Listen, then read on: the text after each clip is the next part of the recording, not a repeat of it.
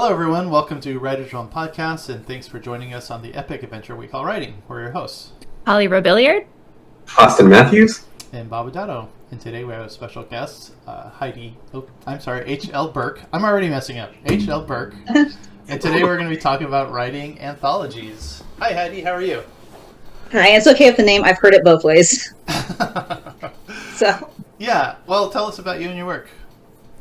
So I am an 11-year veteran of indie publishing. This year is my 11th year.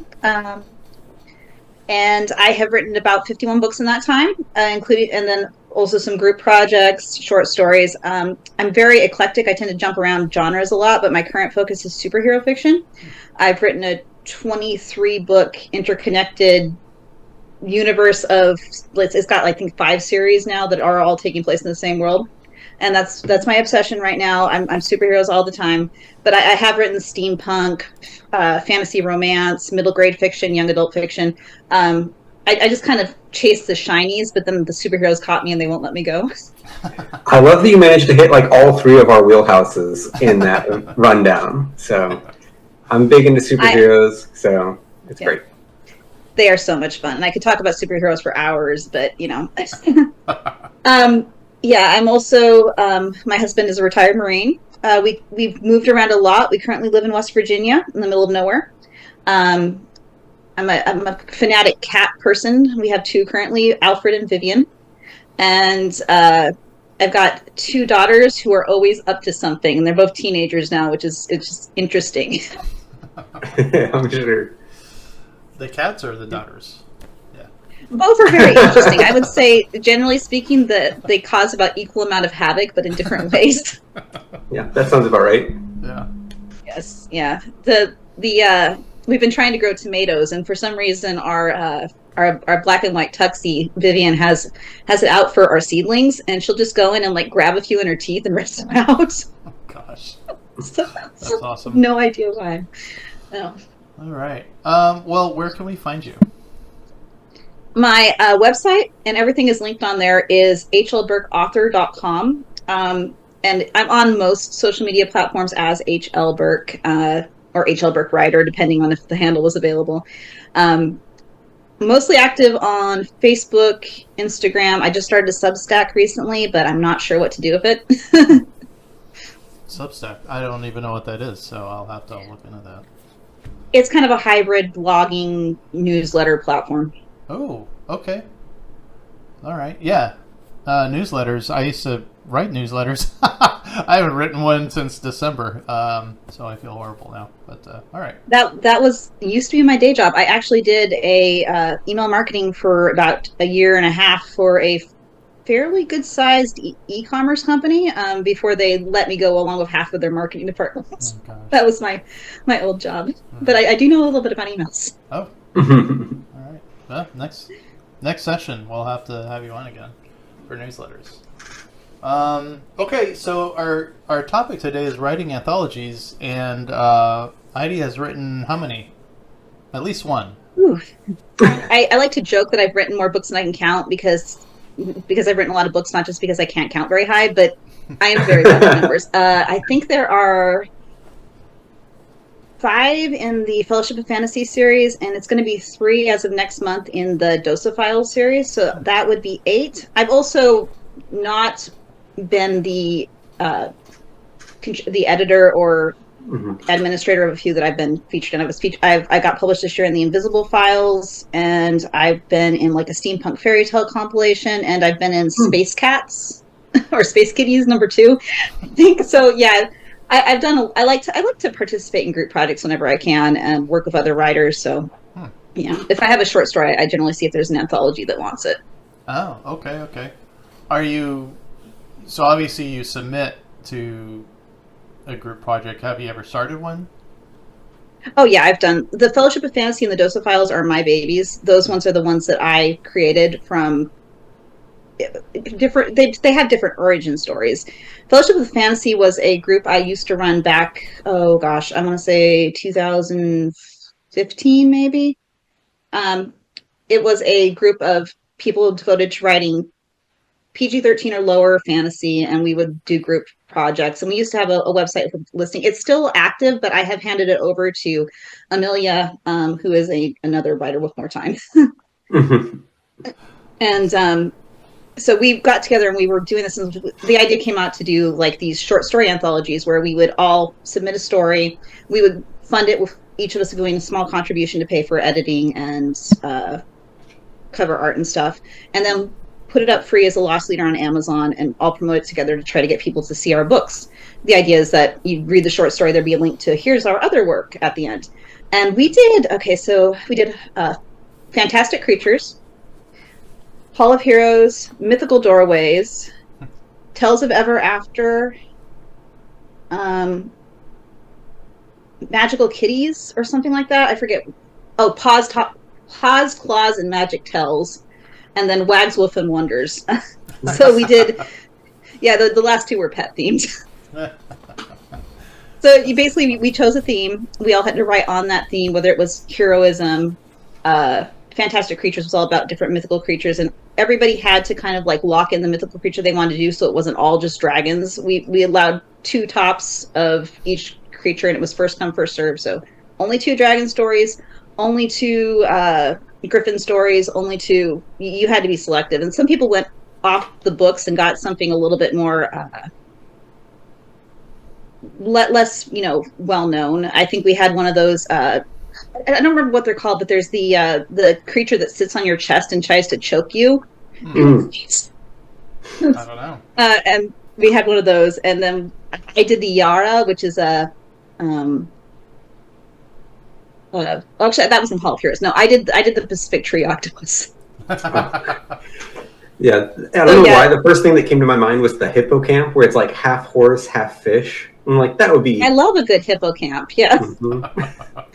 Yeah, we definitely had a Selkie in there too. So there was a lot of different stuff. Everybody wanted to do dragons, and some of them were kind of like, well, it's not technically a dragon; it's a wyvern. Come on, guys. Yeah. If it's serpentine and it flies, we're calling it a dragon. So yeah, exactly. Yeah.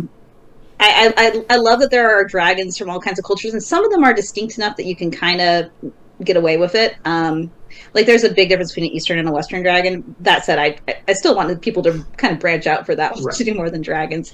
Which, when you're telling authors, well, you can't write the thing you want to write for the anthology, they have all kinds of arguments about why this works. And it's like, I've had so many little interactions. Like, okay, I'm just gonna have to put my foot down here. I'm the group project manager, and if I say no, just no, okay? For anyone who's listening, can you give us, from your point of view, what exactly an anthology entails? Because as you know, we have some people who have been with us from the beginning who are totally on board and understand what it means, but maybe for someone who's just getting into the wonderful, chaotic world of writing, how would you describe an anthology to a newcomer? So an anthology is just basically a collection of works. I usually focus on short story anthologies, but they're not the only ones. Like there's novella anthologies, that kind of stuff. There's even film anthologies. But what I focus on is short story anthologies, which is a group of short stories packaged together into a single volume. Generally speaking, there will be a connected theme. I've seen some that are a little more random where they don't have a connected theme, but the ones that have a connected theme do best because you're going for the same audience. You can put together an anthology of your own work. Like if you've written a lot of short stories and you just want to package them all up into a compilation to sell, that's awesome. I like to do multi-author anthologies where we're all bringing our different take to the thing. I've been involved in some. I didn't mention this first because it's not available currently for published. It was a short-term project. It was a charity anthology for the North Carolina hurricane relief, and that was all fantasy romance. I think they had like 50 short stories, just authors donating a story, and then they put it up for a limited time, and people could order it for like $10 and get stories and support hurricane relief.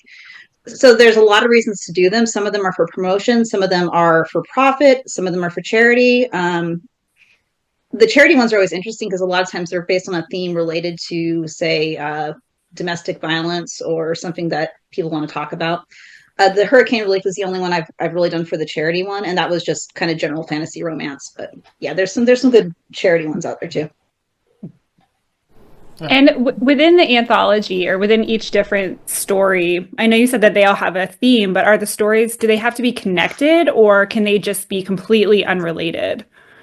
They don't have to be. I have seen some anthologies where they are assigning like a shared world or something like that, or there's something that connects them all. Like my Dosophiles anthologies, which I've been putting together for a couple of years now, they are all set in my superhero universe, and in some ways they're authorized fan fiction for my world. But that's not, I would say, not typical. Most anthologies, they're connected by a theme, but not necessarily by a world. Each author brings their own take. Each author brings their own voice. And the idea is, I kind of like to compare them to like a sample pack or like a box of chocolates where there's like a whole bunch of different flavors, and you really do never know what you're going to get. But I have a technical question. So each, like, let's say you're creating one, Heidi, right now, and it's about magical dragon cats, and each of us have applied. And do you have like a set? Okay, so 2 questions. Sorry. Do you have a set amount of stories that you want to do? Like, okay, we need 10 authors, 10 stories, and do you have a word count for each of those? So word count, usually, yes. Usually there's a strict word count to subscribe to the thing. If somebody sends a story that's 100 over or 100 lower, I'll look the other way if it's good. But usually there is a word count for, I like to do 5,000 to 10,000 for most of mine. I've dropped down to 2,000 for some of the anthologies I've been in, but my current goal is 5,000 to 10,000. That way they're all kind of like in the same ballpark. I've had people try, like, if you go above 10,000, I feel like you're getting into novella range, and then too much of the book is taken up by that one chunk. And the thing about short story anthologies, why I think this is important, is because not every story in that anthology is going to be everybody's taste, because there's going to be different authors giving different takes. And I think people have a hard time rating anthologies, like in reviews, because, well, I loved this story, but I didn't love this story. And it kind of like, you have to weigh it all together. If you have people writing different voices and it's not homogenous, you don't want anybody to be in one point of view for too long before they move on to the next, because that's how you lose people and they don't finish. So I like to have them shorter. For as far as how many stories, this is where I am so bad. I have had a couple where I'm like, I'm definitely keeping this to 10 stories.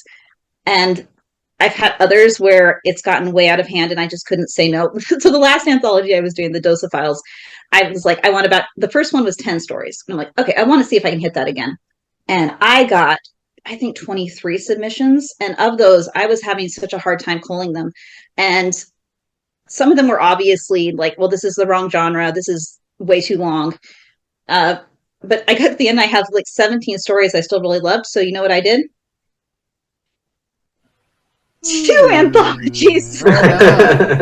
Great. That's smart. That's like, genius. Okay, we're doing 2 extra volumes. So I just like, okay, 2 volumes. We're gonna crowdfund this to make up the extra expense, and I just did it because I am not very good apparently at saying no to stories that I actually very much like. So that was interesting. But yeah, I think especially depending on your purpose for it, if you're trying to do it for profit or for charity, or if it's for a cause, you may have a word count in mind that you want to get. So you're thinking, all right, I want this to be a 100K book. And that's a pretty reasonable size for a book. That's 10 stories of 10,000 words, or maybe it's 20 stories of 5,000 words. And you're like, you want to hit something that you want to make it a reasonable package. One of the Fellowship of Fantasy stories anthologies I did, the second one, I was not as picky enough on that one. And I ended up getting, I think, 20 books. There's 20 stories in that anthology, and it's almost 400 pages. And it was just too long for that format. I don't think anthologies, like, you could maybe put out that sort of thing if you're writing one epic fantasy with a span that keeps people's attention. But I think people's patience for stories of which they may not love all of them is a little less. So that one was too big. And even though they're they all do okay. I would say that the longest one, ironically, is the one that has the fewest downloads, the fewest reviews, the least positive reception of all of them. The ones that I kept it down to, I'd say 10 to 15 stories are the ones that seem to have the best reaction or reception. Yeah, good. That's on Kickstarter, right? The ones you just hold up, the Dosophiles. They have been fully funded, and they're coming out next month. Oh, okay. Is that closed? Perfect. Yeah, the Kickstarter ended March 28th. We've managed to hit our stretch goals. We're going to get them an audiobook too, which is nice. Nice. Yeah, and this month is me trying to get the rewards done to the backers, and then next month on May 17th, we're going to launch them public so that people can just buy them. Dosophiles Volume 1, which I also kickstarted, but that was last year, is out. It's available on Amazon. It's available in audiobook on multiple audiobook platforms. And if you follow the Realm Awards, I had 4 stories from that anthology longlisted for the short story categories. So it seems to be getting a good reception. That's fantastic. Nice. Good for you. Yeah. We're going to have to do a deep dive one of these days on crowdfunding and using Kickstarter, I think. Yeah. I am so bad at it. I would not be your guest. I am a chaotic creature of, the first time I did a crowdfund, I had just lost my day job, right? And I had already been planning to do the anthology, but I had been planning to pay for it out of pocket. And then I lost my day job. And I'm like, okay, what am I going to do? Okay, I'll crowdfund this. You know how long it took me to go from that decision to having a Kickstarter up? About 24 hours. Oh, I did no research. I just threw everything up and on the goodwill of the internet, here I go. Yeah, no, but was it successful?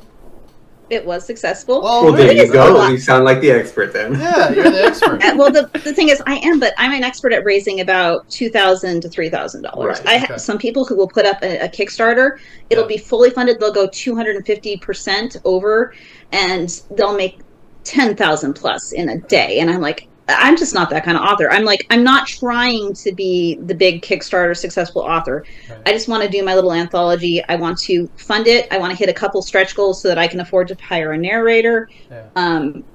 And like I said, I'm a chaos gremlin. So everybody else is making these special fancy editions and they're limited time authors. And I'm like, it's a book. It's a book. It has stuff in it. And we like books. We like stuff in it. Yeah. And I am very good about explaining why my books are the books you should read. If you come to my table and I'm doing a table event, I am very good at making that sell. But as far as making a fancy ad campaign or something like that, it's not natural to me, and I'd rather not. I'm good at in person. I'm good at speaking to someone directly, but I am not good at mass marketing. Not very much. Yeah. Just Holly's our in-house expert on that. So when we put together our anthology, we'll test that on Holly. Hey, while we're all here and we're talking about Holly, I'm halfway through your book, Holly, and you write so freaking well. He's I'm highlighting all of the errors in all of the. I've only found one so far. I've only found one, but I love Roan, right? Yep. Okay, I'm horrible with names, but he was handed a cup of tea and it's a little chip in it. And I'm like, uh-oh, here she goes, because it's the whole story is kind of based on Beauty and the Beast. I mean, it's a different telling, and I finally got to the part where, I can't spoil anything. But what you wrote, I mean, you're writing I know. I'm sorry, Heidi. We're just turning this into a Holly. Yeah. No, that's great. But Holly wrote this awesome, spicy sequence, and it was perfect. It wasn't gross. It wasn't way too much. It was so awesome. And just the way you're writing the romance, and it's building, and they both hate each other. That's the perfect kind of a romance. they're not supposed to fall in love immediately. One of them's supposed to be like, God, who's this freak, but still attractive. Who's this freak that looks like amazing, But anyway, Holly. Well, thank you. Great writing. And I swear, I don't know if I'm a chaos gremlin, but I have about 5 different books on my bedstand, and yours right now is my favorite to read. So I'd rather. Wait, finish are that you one reading first. 5 books at the same time? Yes. I mean, I write that way, but I can't read that way. That's stressful for me. Yeah. I do neither that way. I'm a serial monogamous. No.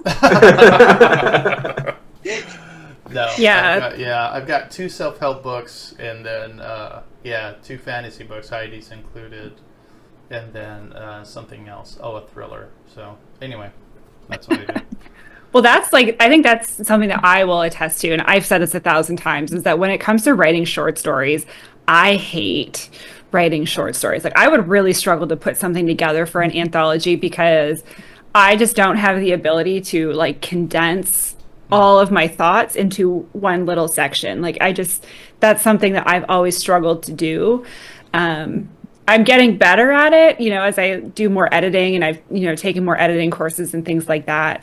But it's so hard. I think you have to be very talented. I've seen people that are able to sit down and write 10,000 words, and it's an incredible short story or start to finish. And I'm like, how? I would still be world building. I feel like picking the subject matter is the most, that is what makes a short story, because there are some stories that really should not be condensed.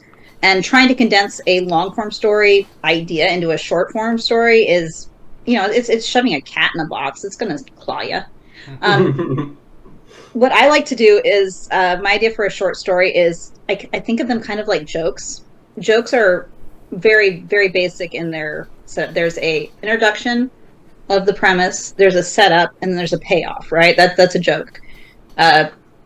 Payoff being punchline. But in the case of a short story, it can be something different. It can be a moment of triumph. It can be a moment of realization. It can be something that shifts in either the character or the world. And finding that little trick where it's something that can take place in the part of that 1, 2, 3 arc. That's how I think of short stories, But it's got to come and that quick. really helps me. Yeah, you have to have something that you have the whole thing in your head. I think for a little bit, some people could. I could not discovery write a short story. I might be able to do it with a longer form one, because then you have time to explore. But with short stories, I feel like they need to know what they're doing, know what their purpose is, and just get right to it. Yeah. Yeah, I think one of the fun things though about short stories in particular is I don't have to commit an entire year to writing it. Yeah. So it's really nice. I can just have a zany idea, or be oh, hey, if there's this weird magic system, there's this potential consequence, and I'm I'd like to explore that, but I don't need a whole book to explore. I think there was one that I wrote where it's people got the leftover lifespan of whoever they were responsible for killing, and I was oh, what happens if a mechanic accidentally gets somebody killed by doing a bad job repairing their car? I'm that's a fun short story. And he accidentally gets younger and healthier, and he's oh no, I just accidentally. Yeah, so just that realization is the whole story. Yeah. Well, I like it because I have a pretty set voice with all my novels. There's some exceptions from if I'm writing in an older world versus my current stuff is all contemporary superhero stuff. But when I'm writing a short story, I don't mind stepping out of that for a minute and writing something in first person, which is not something I usually do, or writing in omniscient, which is not something I usually do, or writing from the point of view of a cat, which I would do a lot of times because I really like cats. But yeah, it's lets me experiment with stuff without, totally abandoning what kind of has made my platform and, making my fans say, what the heck is this? Okay. Mm-hmm. So let me ask what the motivation would be, because obviously you enjoy writing short stories. Now, do you just enjoy? I mean, I just have to be blunt. Is it? Why am I laughing about this? Because I already know the answer. Are we doing this because it's money? Or is it more I just like working with other authors. I want to invite my friends in here, and I want to get some awesome stories together. Or is it really like, man, these sell like hotcakes, and I got to get another one? For the anthology specifically, usually they're more about promotion than they are about making a straight profit. The Fellowship of Fantasy ones, almost all of them are free to download as ebooks because they're supposed to be that. They're supposed to be a sampler of multiple authors' styles so that people can find new authors. Those are a marketing loss leader. Got it. Excuse me. The Dosophiles came out of. I've been writing superhero fiction for a few years. I think I started in 2020, and so in 2022 or 2023, I'd accumulated kind of a small following, and I also was starting to have writers ask me, "Well, what if I want to write a story in your world?" And I'm like, "That's not how writing works. You can write a story in your world." And I'm stick to your own place, pal. after like 3 different writers had asked me or said that they had ideas for it, I'm like, well, maybe this could work. And I'm like, oh, there's no way. I don't have enough readers who are going to do this. I'm like, but why not? And I put out a submission call, and I was very surprised that I actually did have enough readers who wanted to write short stories in my world. At that point, it almost became a little bit of a vanity project for me because, like I said, those stories are authorized fan fiction. They are people writing in my world, sometimes with my characters, and it was a lot of fun, and it kind of expanded the world. And I paid them outright for it, so making a profit on it was a little bit hard because it wasn't a lot. I think I gave a $30 $30 plus a copy of the book. It's not a lot of money, but they did it, and I crowdfunded it, and it put it out, and it just became something I was kind of doing for the love of the world and the love of seeing it expanded. And they wrote some really good fiction. Like I mentioned that there's long listed stories for the Realm Awards in there. So Catherine Bonham, Siho Bonham, Janelle Leanne Schmidt, and Sarah Pennington all put out stories that ended up getting recognized in that anthology. And so that the Dosophiles I kind of did do for the love of superhero fiction. Basically, it's not a very well established genre. There's not a lot of people writing in it, and I kind of want to champion it and help people learn to write it more. A couple of the people who I work with are either writing their own superhero universes too and just kind of hopped into mine. Like Jake Tyson did that. K.M. Carroll, Aaron DeMott are all writers I'm working with who also have their own superhero stuff. So we are also kind of sharing a platform a little bit and helping the genre become more recognized and accepted. And I would say that one's more of it is a little bit more of a vanity project. It's just me doing something to try to champion superhero fiction as a whole. Okay, I like that. I like that. Yeah, that makes sense. I like that. But what are you going to say?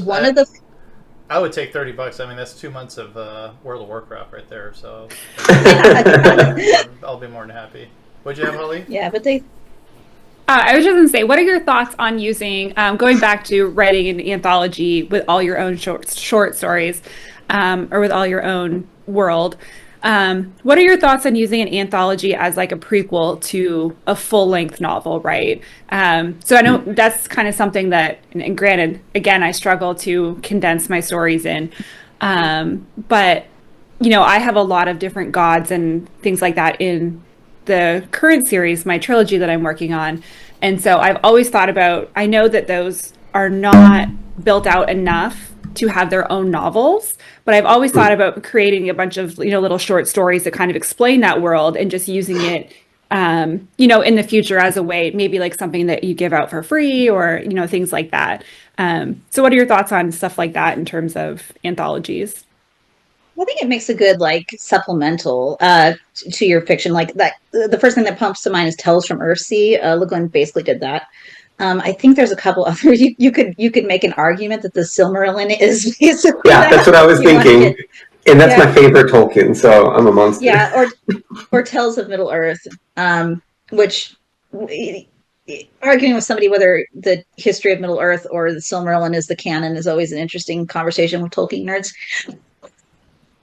But yeah, it is. I think that it does work a little bit better as something supplemental. I've seen those do well as newsletter magnets. Subscribe to my newsletter and get these short stories connected to the world. Because I think you do have to be a little bit invested in the world to want that backstory and that history and all those little extras that are maybe not necessary to know to enjoy the novel, but they make it richer. And at least that's my take on it. Unless you're a really huge name, I don't see them as a big profit driver, though. Yeah, absolutely. I have to imagine too, building out an anthology with multiple authors is more beneficial as well, right? Because then you have more than one person who's trying to advocate for that series. You would, though the amount of skill any given author has in marketing, it's a wide variation. I would say of most of the anthologies I've done, there have been like the majority of writers just want to write their book and then be done with it, or write their story and be done with it, and they are done. There's like always a handful who are like your champions, or the ones who are out there talking about it, or who will make their own content to share. I'd say it's maybe usually there's like 2 per group project I've done who are really good, and then the rest might share the social posts and stuff, but they're still pretty quiet. I'm one of the few extroverted writers out there, but the majority tend to be introverted. They don't really like to talk about their books. They feel it's, arrogant of them, I guess, or something. But the way I look at marketing and talking about your own books is if you went into a bakery to order a cake, and the baker just immediately starts apologizing for their cake, telling you it's probably not the best cake. It's just a fine cake. It's hopefully it tastes okay. You probably wouldn't go to that bakery again. The baker doesn't have to be out there like, oh, I'm the best baker ever. You're never going to get a better cake than this. They just have to tell you, well, this is a good cake because I made it, with these ingredients, and this is what it's got chocolate, and you just start talking about it. And you can even use value neutral terms and just tell them what the plot is and why the plot matters and who the characters are and stuff. And it's just explaining what you've got. Like, it's 90% of marketing is just communication, and you're explaining, this is my story, this is what it is, and this is who would like to read it. So I do have to kind of sometimes have had to take writers in hand and try to get them past that block of being willing to talk about their work, to varying levels of success. That's awesome. Yeah, I think it's one of those things as well where it comes down to time management. It's like because in reality, unless you're very good at it, creating any sort of marketing materials, whether it's a social post or a reel or anything like that, it takes some time to film, to edit, to put it together, to make, find a trending audio. Like it's a whole experience, right? And it's like, do I want to spend X many hours doing that, or would I like to write which I actually enjoy?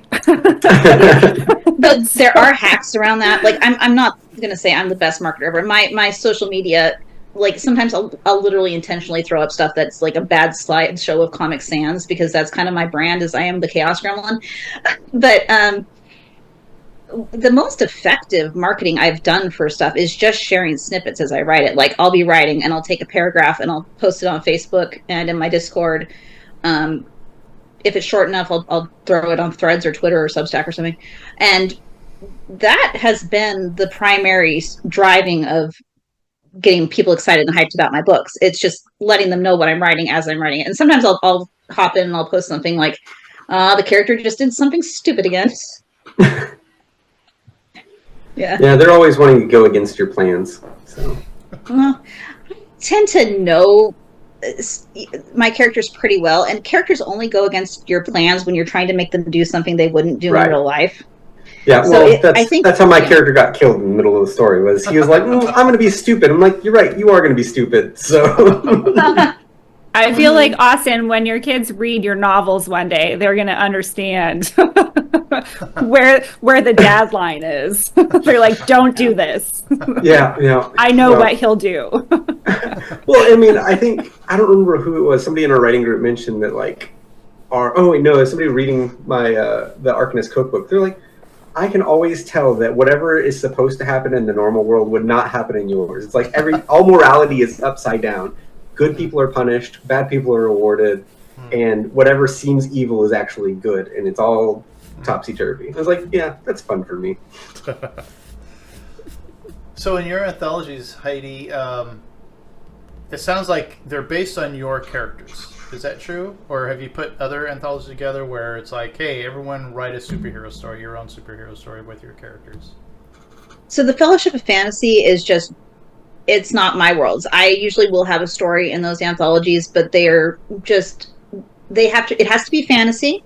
I've had some people try to slip in things that weren't, but it has to be fantasy, has to be within the word count, and has to meet the theme, whether that theme is mythical creatures, dogs, cats, fairy tale retellings. I've done all those. So those ones, it has to meet the theme, has to be in the word count, has to be the right genre, has to be PG-13 or lower because we were aiming for the audience, so you couldn't have a lot of no R-rated content. My Dosophile anthologies are based in my world. They don't necessarily have to have my characters, but it has to fit the world building of the Supervillain Rehabilitation Project universe. And those were the ones that I was funding with my own money and paying authors, and so I was a little more tightly controlled about what kind of stories they were in. Whereas with the Fellowship of Fantasies, as long as it fit those criteria and was a good story, there was a pretty high chance I was just going to let it in. Nice. So. But that's a different purpose. And I've written for a couple anthologies where it's just been, you have to hit the theme. And I did that with Space Kitties. And I was in Space Kitties Volume 2. And they're like, oh, well, you're the only person who did aliens. I'm like, I'm the only person who did aliens in the space theme? It's just the way people tackle themes is very amusing to me. So, yeah. That's true. Yeah.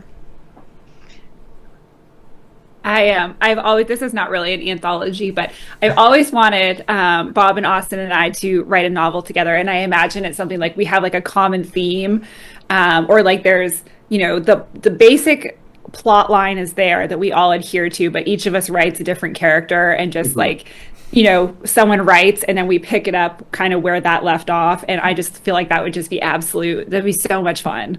It'd be pretty bonkers with the three of us. Because we have very different writing styles. Yeah. I'm a little bit of a control freak. It would be very hard for me to co-write. I am kind of circulating a writer who I think finally I found somebody who we are on the right level, and we might do a thing where we switch off characters. Like she's got a character, I've got a character, and we do every other chapter. We're still in talks about that, but it is hard because I do find writers have so much of a different voice, and it can be very disconcerting if you're popping from one to the other. Yeah. Something I've been looking at is kind of, because I write mostly fantasy, but like genres tacked on top of it. So I'm doing a sci-fi world, but like all of it's based off of actual magic instead. So I want to do a retelling of the Canterbury Tales as these people are going on a pilgrimage through space, and they're all talking about basically the folklore from their different homeworlds. And so I feel like that'd be a fun opportunity to be like, hey, just make up the Canterbury Tale, but put it in a space setting or a sci-fi setting. So the Canterbury Tales, am I imagining this, or is that like the little tiny white books that are based off of the rabbits? Or rabbits? No. What is that I'm thinking? No, there's another one. I swear it was like Brambly something. I'm going to have to look that up now because it's going to drive me crazy. I swear it was Canterbury. It's very British, though. It's a very British Canterbury thing. Is the, Chaucer. I'm going to Google this. I think it's Bramble something tells. Brambleberry or Bramble. I can't even think of Canterbury Tale. I'm just thinking of the song that Simon and Garfunkel did. It's the Tales of the Canterbury Rabbits. Yeah. That's what it is. Oh, okay. Well, that's very okay. That would be why it was pretty close.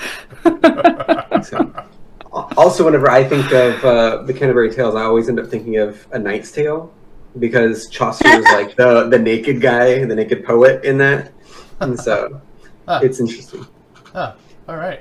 I think one of the Canterbury Tales is The Knight's Tale too. Isn't it? Because there's Huh. It's been a very long time since I read any of those. Yeah, so they just threw him in there as a fun reference and like make random references to like his different works. And like there's a line where he's like, I'm gonna immortalize you in fiction, and those two people he yells that at are like in the Canterbury Tales and stuff. So it's like, oh, never knew that growing up. I just thought it was a fun story. Yeah. But well, yeah, I mean, so we're kind of talking about our own ideas for anthologies. So what would be something, Heidi, that would be, for someone that is interested, like what's something that they're going to have a real good skill set with? So it depends on what you want to do. So if you just would like to be published in anthologies, you obviously just have to be good at writing a short story. And then it's about watching for submission calls, looking for people who are writing what you're doing. That's or if you are good at writing to a deadline, you can watch for submission calls and then write something for that. A lot of writers do that. I tend to be a little bit more follow my inspiration. If I don't feel like writing something, I'm not going to do it. Yeah. But it's pretty common to write a story specifically for a publication. Usually they'll give you a few months, so you have to be fast. But if you are wanting to put an anthology together, the first thing, it really depends on the purpose of the anthology. Whether it is a promotional venue or it's for profit or it's for a charity. I think it works best when you already kind of know who you're going to write with and you've got that community set up. A lot of times writers groups or clubs will put together anthologies of like their groups. I think you have to be able to nicely say no to people or nicely ask for people to change things or make edits. Because that is something that's going to come up. You do have to reject a few people, and it's never fun. Which can, if you're working a little bit too close to your friends, be, it can burn some bridges if you're not careful. So I kind of would not recommend just doing it with a friends group unless you're just doing it for a complete lark and you don't care if it gets some bad reviews and stuff. But so yeah, and you also have to have like kind of a little bit of an administration ability, and you have to be willing to go in and you have to read the stories. You have to ask for changes. You have to make sure that they all fit, and you have to be able to kind of step outside of your own taste and think, well, is this not to my taste or is it not good? Because there's always a difference. There's something people, I'm like, I read their story, I'm like, yeah, this is really good, but it's just not for me. And if you're doing an anthology, you may actually want that story in there, even though it's not your personal taste, because you have to say, well, I want something for this audience as well. And that can be a thing. So yeah, it's a lot of it's just about discernment and people managing. Everything else can be hired out. You can hire out a cover design. You can hire out an editor. You can hire out a formatter. But being able to pick the stories you think are going to have the best chance of making this a good project, and then talk to the people about why or why not that you're going in. And sometimes it's just, you want to be vague. It's like, yeah, this is just not a good fit. Yeah. Well, it sounds like you have to be like a mini publisher. Because that's what they do. Yeah. They read submissions and go, no, I don't think this is going to do it. Yeah. It's basically that. I feel like people give me a little bit more leeway than they would of a publisher, because like I'm not trying to put myself out there as a business. That said, I have been through my anthologies. Sometimes I am the first actual point of publication for a writer, which always makes me a little bit happy. If they told, well, I've never got anything published before, this is my first one. I really like that, because I feel like I've created a in for somebody, and now they can say published author in their bio. So, is there any space, or I mean, maybe this has been done before, for unfinished works? So I'm thinking like putting out an anthology of 10 different writers, and it's like their first 3 chapters of their full-length novella or their full-length novel, right? Because then it's kind of like you've got all these different stories, and it's a little bit of like a teaser from all these different authors that you could put out. So it's like, okay, I'm not really sure what I want my next read to be, so now I'm going to get a little bit of a teaser from all these different authors, and from there I'm able to be like, hey, I loved this one, and this one, and then you go on to buy those 3 novels because you just really can't wait to, find out what happens after those first couple chapters. I would say that was a thing during the ebook boom of about 2012. I saw actually a few of those at that time. I don't see them as much anymore. I think Kindle and ebook purchasers are getting more and more picky. about where they spend their money, and they're less likely to grab something like that. I have a couple authors who I've seen who will have that available to download on their site just for them. Like, here's the samples. The thing is, you can already get that from the look inside of most websites. If you want to go to Amazon, I can read the first 10 pages of most books before I buy them. And I generally will, because, time, at this point, even if a book is cheap, time is not. And I don't want to, because I feel bad having a book on my Kindle and then I just never read it. It's always like a ghost haunting me. Yeah. I will say something that, sparked in my mind as you were talking about that, Holly, is there are certain genres I feel like that would actually be really fun, like murder mysteries. If I just got to read the murder of all these, the setups, and it's I could get behind that. I don't need to see it solved. Well, that's for me as well. Anytime I go into a bookstore, I don't I don't open to the beginning to see how it, see what the writing's like in the beginning. I'm opening to the middle of the book, and I'm reading 3 or 4 pages out of the middle. And I'm if it's not exciting me in the middle, then it's never going to excite me at all. Right. Yeah. But that's the downside of only getting those first 10 pages. I'm I'm not always enticed by the first 10 pages. My favorite series to this day, I don't think it was until I got to the second book in the series that I was actually committed to reading the whole thing. So it just depends. That's funny. Heidi, what are the downsides to writing anthologies, to setting all this up?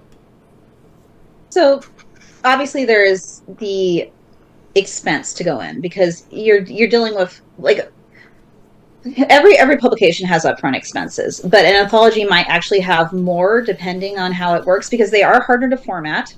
I would say I can format my own novels pretty easily, but I've actually had people format most of the anthologies for me because it's more complicated, especially because you'll have writers submitting things and they won't use the same settings on Word or whatever, and you'll get something that just, why is this way, and it will load completely wrong so it's nice to be able to hand off that headache. They are also they're not as big a profit makers, honestly. Short stories on their own are sometimes a hard sell for people, and also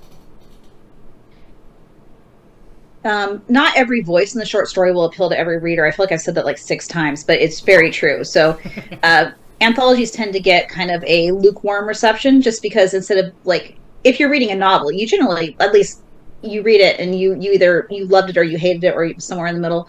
With the anthologies, where you love this one, I hate this one's somewhere in the middle. It gets kind of this up and down stuff, and I try to accommodate that by putting a mix of things, so you're never in one voice or perception too long. But it can be hard, and I've noticed they don't get reviews as quickly as my novels do. The downloads are more sporadic, and they tend to be more supplemental to the stuff. With the Fellowship of Fantasy, where they're all free to download, except for I think Wagswolf and Wonders, which we kept up price because of financial reasons. They still get very steady downloads. Some of them are way up there in the reviews, but that's just because they've been perma-free for forever, and people are just grabbing them for that. That said, I do think that people find readers through them, because you find that you get that one writer and you just want more of that. That does happen pretty commonly. So that's one of the advantages. But at the same time, you might pick one of those up and actually hate some of the books and then stories. And then just because there's that one story you hate so much, the whole anthology gets a 2-star review. So anytime you are hitching your wagon to other authors, you have to take the good and the bad. Some of them will bring in their own fan bases. Some of them won't really have a fan base. And they're, so it is very much a mixed bag experience. And I think it's worth it, especially depending on what your intentions are, but it's not something I would personally do for profit. The ones that I've known that have done it for profit were profit going towards a charity, and that is kind of the selling point. It's here, spend $10, get a bunch of stories, and you'll help this cause. And that can work, but I don't personally have never seen a anthology really, really make bank. They always feel like they're kind of supplemental to a larger platform. Okay. All right. No, that's good. I think that's great to know because unfortunately, there's the mindset of I don't know what we're going to call them we'll call them baby writers that think, oh, I'm going to make so much money. Like, no, please don't write for money. You're not going to. I mean, it's hard, right. But like it's real. Yeah, it's hard. It's real yep. to just say no. You're not going to make a lot of money. Those are the odds, but no, that's great to know. So, what would be? You kind of touched a little bit on the positives of putting this stuff together. What would be the pros to this?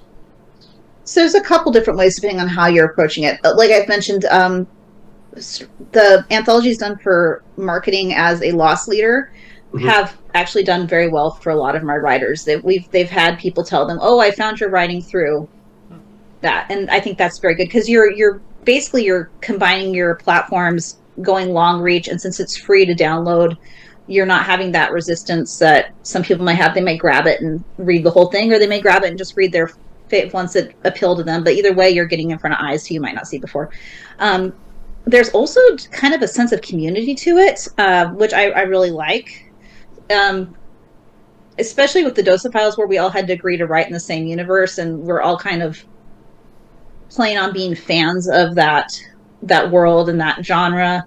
I think that's a very fun way to do it, and which is why it's a good project. I think if you don't care about profit, but you have a writers group and you all have been writing for a while and you want to do something together, there's something to be said for just that community and that networking that you get together, and then you all have something that you can take to each other's. Like, I always make my anthologies available at cost to the writers. So if they want to order books to take to a book fair or a craft fair or wherever they're selling books, they just call me and I'll send them a PayPal invoice for the cost of the books plus shipping and tax.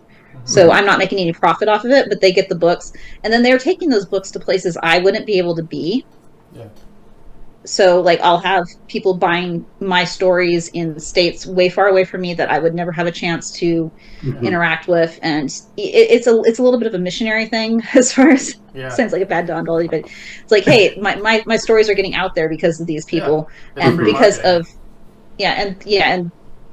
because I'm taking my stories I'm taking the anthologies to my stuff, then it's also getting out through there.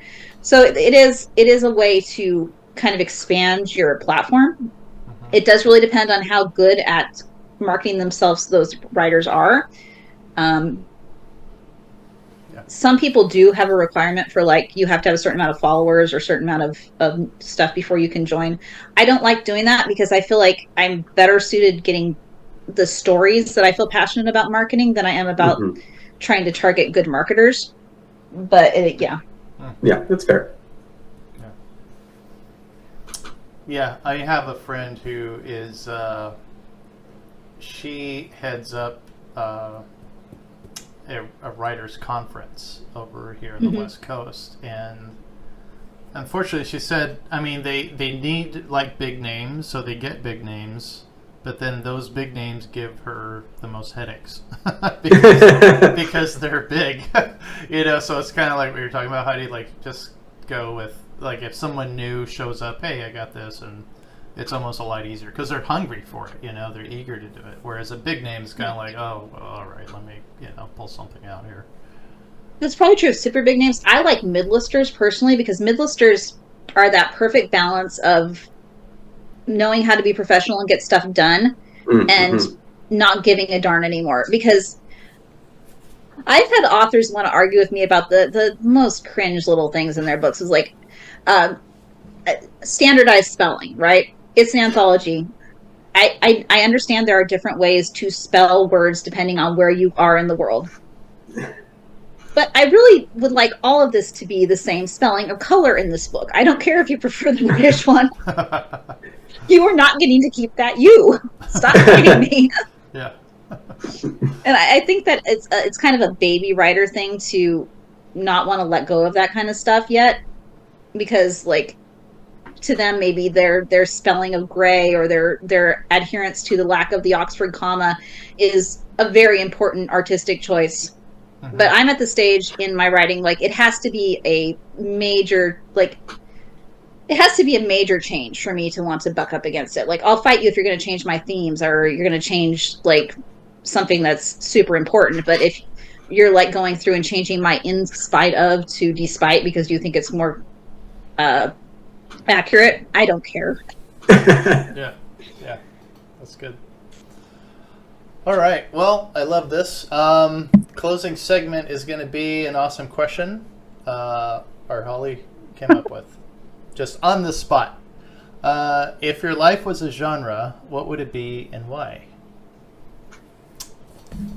Have any of us thought of an answer yet? I have a joke answer of a murder mystery. Okay. I had an immediate answer. I know I would be a sitcom. I have the snarkiest family. They're like quipping all the time. And it's just like, it's to the point where they basically have catchphrases. Yeah. That's awesome. So I feel like, my life is like 90% a sitcom because I've got the cats, I got the teenagers, and then it just comedy of errors, but generally speaking, nothing too dramatic or over the top. Yeah, I like that. Mine would have to be a comedy too, because I don't want dark. All the stuff I write about, I'm like, I don't want to live there. That's insane. No thanks. Steampunk world would be fun, but like, it's all steam. No, I'm fine with the microwave. No. God, I don't know. I need some more time to think about this one. I know, you've only had an hour. Hey. It's okay, I forgot to think about it too. But I was like, you know what? I feel like I would probably be a Russian comedy where it's like, I can't tell if it's a comedy or a tragedy. Like, it's really hard. And it really depends on who's putting on the play. Like, so it's either really sad or really funny. Yeah. Okay. No. Holly, you have anything yet? Yeah, I'm going to go this month. I'm going to go with horror. This month. Wow. It changes. We're going to go straight out horror. My husband's in the military, and so he was gone for a month, which is always an adjustment period, right? Because you go from having someone in the house who, I mean, I don't want to say we're both violent people, but we could both protect ourselves pretty well. So I feel comfortable when I'm on my own, but it's always an adjustment, right? When he's gone, because I'm like, well, great. Now who am I going to throw in front of the person breaking into our house first, right? So I can get away. Now I have to actually defend myself. So he's been gone for a month. And when he came home, it was like, I'm not used to having a person in the house. So it's like, here's something. You're like, I'm like, all of a sudden I'm like, oh God, oh right, it's just you again. Just you. And this, it's just you. And of course I've got my crazy dogs who, if someone's walking across the street in the middle of the night, they're like acting like this person is coming into our house. So I've been like, I swear my blood pressure has probably gone up since the return, as we're all going through this adjustment period. And to top all of this off, after he came home, we decided to go up to our place in Lake Tahoe. And I'm upstairs in the bedroom on a work call the other day, and all of a sudden I hear my husband screaming outside at the dogs, and I'm like, my heart jumps into my throat, and I'm like, oh my God, what's happening? Did someone get hit by a car? Like, what is going on? Oh no, a bear has opened the door to our truck and is inside of our truck out front. And then of course the dogs see it. Dogs are going after the bear is in the tree, Evan's going after the dogs. Absolute chaos. Because someone is going to be bleeding by the end of this experience. So I'm going to go. Yeah, I'm going horror. He's Army. He's been Army for like 18 years now, I think we're going on. Wow. That's great. Matt medically separated from the Marines after 17 years, so was there for a long time. Good time. So this one's horror. Yeah, I want to talk about these bears that have opposable thumbs now. They can open up car doors or something, or how do you get into this? It's so wild. It's so wild. And this is, I mean, in my lifetime, I don't know what it is about me, but in my lifetime, this is now my third close quarters bear experience. You need to recheck your wilderness time. You know, and it's really funny because when I was growing up, my nickname with my friends was Murphy because of Murphy's Law. Because that's just how I live my life. And so this is the third bear experience, and it's just wild to me. And we're talking to the neighbor, and she's like, "Yeah, no, it's pretty common around here. You have to leave everything unlocked because if you don't, they'll just rip your door off." Oh God. She's like, "That's it. If they can't turn the knob and walk right in, then it's good. Say goodbye to your door." Oh my gosh. But yeah, this thing, like, it opened the back seat, went into the back seat, reached over, opened like the center console. Wow. Was trying to take off with some of my hand lotion. But the fascinating thing about this entire experience is it did not make a scratch mark in these leather seats. Oh wow. Wow. Not a scratch mark. And I'm like, it was just Very considerate. Yeah. I thought so too. Somehow I can make a scratch mark in these leather seats by like putting my purse across the center, but this bear. Yeah. Yes, so. Huh. All right, I'll do cozy mystery. I don't want to have to travel everywhere. I will Just you're solve gonna have a small town in Maine, and Yes. Oh, keep talking. That sounds amazing. yeah, mine would have to be set in Santa Barbara because Oh yeah. I'm a psych fanatic. Oh yeah. Okay. Santa Barbara's beautiful. So good. Oh my gosh. Yeah, like the foggy nights, maybe even like a Halloween town. Oh god, that sounds fun already. I love Yes. it. God. But yeah, that would what I would want to live in. My life. Oh, we're choosing what we want, not what we have. if your life was a genre, I don't know. Right. I thought we were saying I what just it thought is. mine was. Yeah. Like, if I had to choose. choose, Oh. yeah, I would do magical realism if it were up to me. Magical. Then I could just be a whimsical pixie dream girl all the time Yeah. Yeah. with my cats who would probably talk. Yeah. I like it.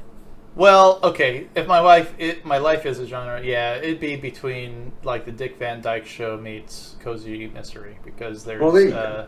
there's my cat's old and so he poops and pees. So the mystery is where did he go to the Smell bathroom? coming from. That's our mystery of the day. And we smell it, we just can't find it yet. You know. So We have a cat. Yeah, she's very sweet, but she really hates socks. She murders socks. She will just go and get them out of the laundry, out of the kids' drawers, or if you leave a sock somewhere. And so I'm randomly finding socks in very weird places. Like that's my mystery. It's like, where did these socks come from? Of course, the answer is always Vivian. Yeah. That's amazing. Usual suspects. Yeah. Yeah. All right. Well, that was a great closing segment. All right, Heidi, how can we find you? Best way is my website, hlburkeauthor.com, or hlburke or hlburkewriter on various social medias. I am around. I tend to at least make myself available on social media, even if I don't have time to maintain it. But I'm most active on probably Facebook, Instagram. And I do have a newsletter, which you can find linked on my website, and you get a free ebook if you sign up. So that's always a nice advantage. Okay. All right. I like it. Well, writing anthologies with Rachel Burke was amazing. It sounds like you have plenty of other topics, so we'll have to have you on again. And there is Vivian, was it? Who's This is one? Alfred. Oh, excuse me, Alfred. Excuse me, Alfred. Yeah. Alfred looks very cozy and comfortable. Oh. He's irritated because I picked him up. He was sleeping on the end of the bed the whole time. Yeah, you woke me up. What am I doing here? So, orange tabby for the listeners. All right. Well, thank you so much for being with us, Heidi. Like I said, we'll definitely have you on again to talk about some other stuff. Marketing, it sounds like. Yeah, because none of us know how to do that. But Yeah, Chaos Gremlin marketing. Chaos Gremlin. We're going to talk about Chaos Gremlins with H.L. Burke today. There you go. Yeah. All right. So don't forget to subscribe to our channel at the links below so you don't miss any of the Writer's Realm content. We always love to hear from our listeners. So if you have a question or topic you want us to dive into, please get in touch. Until then, keep writing. Bye. Bye. Bye.